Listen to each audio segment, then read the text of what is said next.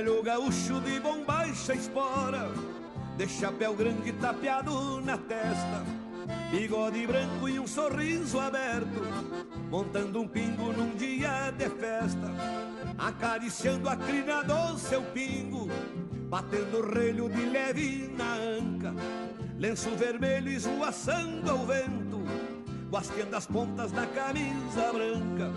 Eu me encontrava na beira da estrada, quando passava o gaúcho guapo, me fez lembrar do meu avô e outros, fiel herança de um herói farrapo.